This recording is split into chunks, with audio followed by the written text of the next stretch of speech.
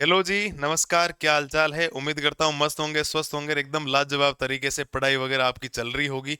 और बढ़िया तरीके से जो मैंने इंपॉर्टेंट क्वेश्चंस आपको दिए हैं उनका रिवीजन वगैरह आप लोग कर रहे होंगे। एक एक नंबर के लिए आपको मैंने सजेस्ट किया था राघव पाठशाला परिवार लाइव सेशंस के अंदर, आपके प्ले लिस्ट पढ़ी, उनको रिवीजन करिए अच्छी तरीके से, आरामदायक हो जाएगा। लास्ट क्लास चैप्टर नंबर 4 की थी, आज चैप्टर नंबर 5 के इंपॉर्टेंट बताने वाला हूँ। ध्यान से इनको एक एक चीज को टिक कर लेना, बड़ा चैप्टर है इसीलिए ध्यान रखना। ठीक है। चैप्टर नंबर 5 का नाम है समांतर श्रेणी, यानी कि जिसको एपी बोला जाता है। क्या बोला जाता है आपके? एपी बोला जाता है। इस बात को आप लोग ध्यान रखिएगा। अब मैं आपको बताता हूं कि एपी में कौन कौन से इंपॉर्टेंट है। ठीक है, मेरी बातों को बढ़िया तरीके से सुनिएगा। 5.1 ज्यादा कोई खास नहीं है। 5.1 में मैं आपको बता देता हूं कि कौन सा क्वेश्चंस इंपॉर्टेंट होने वाला। बस आप ये इनका रिवीजन कर लीजिए, इसमें से क्वेश्चंस आ जाएगा। आप टेंशन बिल्कुल भी लीजिए मत। ऐसा नहीं है कि आप लोग टेंशन लेंगे तो कुछ हो जाएगा। टेंशन से वैसे भी कुछ होने वाला नहीं है ना। टेंशन से और ज्यादा टेंशन होगी, इसकी बजाय टेंशन लेने की जरूरत है नहीं आप। ठीक है। जैसे देखो, आपके 5.1 के अंदर उदाहरण नंबर 1 है भाई। उदाहरण नंबर 1 जो है ना, वो बहुत ज्यादा इंपॉर्टेंट है, ये आप लोग ध्यान रखिएगा। उदाहरण नंबर 1 आपका इंपॉर्टेंट है, जिसके अंदर प्रथम पद निकालना होता है और सारवंतर डी निकालना होता है। मतलब एपी में सबसे ज्यादा काम आने वाली चीज ही प्रथम पद और सारवंतर है। बिना प्रथम पद और सारवंतर के काम होने वाला नहीं है, इस बात को ध्यान रखिएगा। तो उदाहरण नंबर 1 तो आपको बढ़िया तरीके से करके ही जाना है, ध्यान रखिएगा।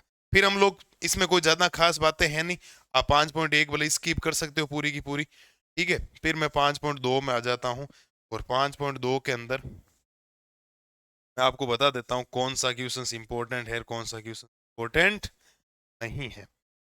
ठीक है। अब देखो, ये वाला जैसे उदाहरण नंबर 3।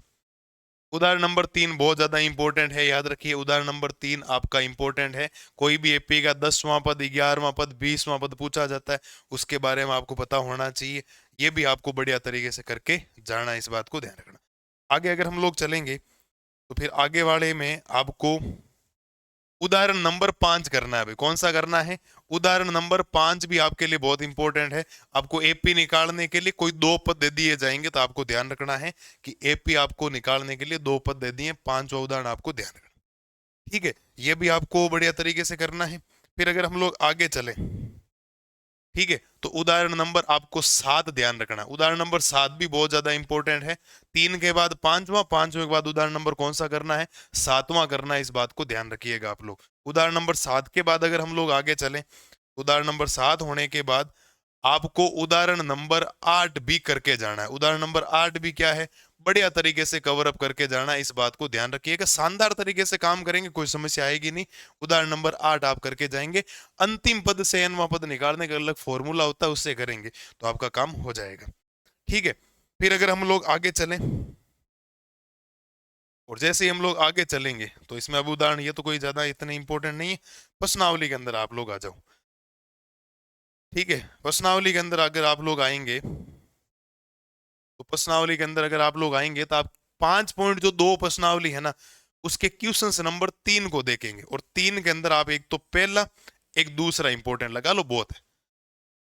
5.2 जो प्रश्नावली है, जो 5.2 आपको दिखाई दे रही है, उसमें तीसरे का पहला और दूसरा इंपॉर्टेंट लगा लो, ताकि दिमाग में फॉर्मेट सेट हो जाएगा। और जब दिमाग में फॉर्मेट सेट होगा ना, क्वेश्चंस आसानी से आप लोग कर लोगे, ज्यादा समस्या आपको आएगी नहीं, टेंशन मत लीजिए। ठीक है, ये आपको ध्यान रखना है। ये हो गया।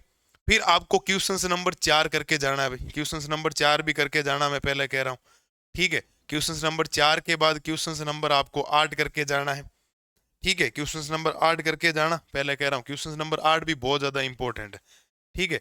8 करने के बाद आप लोग 14वां कर लेना। ठीक है, 14वां कर लेना, ध्यान रखना। 14वें के बाद आप लोग क्वेश्चंस कर लेना 18वां। ये क्वेश्चंस आपको ध्यान रखने हैं इस प्रश्नावली के अंदर, जो आपको ध्यान रखना है। 5.2 के अंदर मैंने बता दिए, 5.3 की अभी हम लोग बारी कर रहे हैं, टेंशन मत लो। क्वेश्चंस नंबर 18 तक भी आपको ध्यान रखना। फिर आगे बढ़ रहे हैं, फिर आगे बढ़ रहे हैं साहब, फिर आगे बढ़ रहे हैं।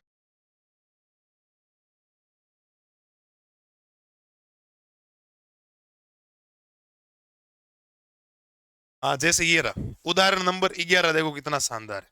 ठीक है। उदाहरण नंबर 11 आपको इंपॉर्टेंट लगाना है, 22 पदों का योगफल निकालना। मैं क्वेश्चंस उस तरीके से कर रहा हूं पुराने पेपर देख के, प्लस ये सोच रहा हूं पूरा का पूरा जो मैटर है आपके सामने बढ़िया तरीके से आ जाए, ज्यादा कोई समस्या आपको आएगी नहीं। ये आपको करना है, इस बात को ध्यान रखना। उम्मीद कर रहा हूँ ये बात आप बढ़िया तरीके से कर लेंगे, किसी प्रकार की समस्या आएगी नहीं। उदाहरण नंबर 11 आप लोग कर सकते हैं। ठीक है। उदाहरण नंबर 12 भी करके जाना है भाई, 12 भी बहुत इंपॉर्टेंट है। उदाहरण नंबर 12 करके जाना है, इस बात को ध्यान रखना। ठीक है। उदाहरण नंबर 12 हो गया। उदाहरण नंबर 12 के बाद उदाहरण नंबर 13 भी करके जाना है। उदाहरण नंबर 13 भी इंपॉर्टेंट है, याद रखना। ठीक है। इसमें अच्छे क्वेश्चंस हैं जो आपको ध्यान रखने हैं। ठीक है। अब जैसे ये तो कोई नहीं, इतना खास नहीं है, लेकिन हाँ ये क्वेश्चंस इंपॉर्टेंट है। उदाहरण नंबर 15 भी करके जाना है।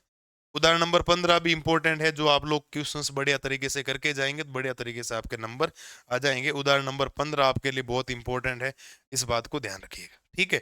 उदाहरण नंबर 15 के बाद इसमें ज्यादा कोई ज्यादा बातें हैं नहीं, फिर हम लोग प्रश्नावली के अंदर आ जाते हैं। प्रश्नावली के अंदर कोई चीज इंपॉर्टेंट होगी तो वो मैं आपको बता देता हूँ। जैसे तीसरा सवाल है 5.3 के अंदर, कौन सा सवाल है? तीसरा सवाल है। तो उसका एक तो आप तीसरा कर लो और एक आप कर लो सातवां। एक तीसरा कर लो और एक सातवां कर लो। इसमें आपके फिक्स पैटर्न टाइप के क्वेश्चन से आप लोग बार बार रिवीजन करेंगे, आराम से इनका रिवीजन कर पाएंगे, ज्यादा कोई समस्या आपको आने वाली है नहीं। ठीक है। बाकी ये स्लाइड बहुत ज्यादा इंपॉर्टेंट है। जैसे पांचवा करके ही जाना, 100%, कोई रोकने वाला नहीं है। सातवां भी बढ़िया क्वेश्चन है, याद रखना। ठीक है। और आठवां भी बढ़िया क्वेश्चन है। मतलब ये तो करके ही जाना, इनको छोड़ना ही नहीं। इनको छोड़ने का मतलब नंबर कटने के पूरे आसार है आपके, इनको बढ़िया तरीके से करना है। 5.3 में क्वेश्चन नंबर 5, क्वेश्चन नंबर 7 और क्वेश्चन नंबर 8, इस बात को ध्यान रखना। अच्छी तरीके से करके जाएंगे तो किसी प्रकार की कोई समस्या आने वाली नहीं है, बढ़िया तरीके से आपका काम हो जाएगा। ये बात आप लोग ध्यान रखिएगा। ठीक है। और एक 9 नंबर भी क्वेश्चंस कर लेना भाई, ताकि प्रैक्टिस हो जाए आपकी। 9 वाला भी आपको करके ही जाना है, याद रखिएगा। ठीक है। 9 नंबर करने के बाद आपको 12वां करना है, 13वां करना है, 14वां करना है और एक क्वेश्चन नंबर 16 करके जाना।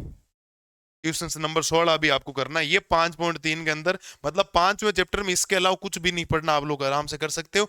12, 13, 14 और 16, 12, 13, 14 बहुत ज्यादा इंपॉर्टेंट है, अक्सर एग्जाम में क्वेश्चन आ रहे हैं। मैंने एक फॉर्मेट सेट कर दिया आप लोगों के लिए, उस फॉर्मेट को आप लोग करेंगे तो किसी प्रकार की समस्या आएगी नहीं।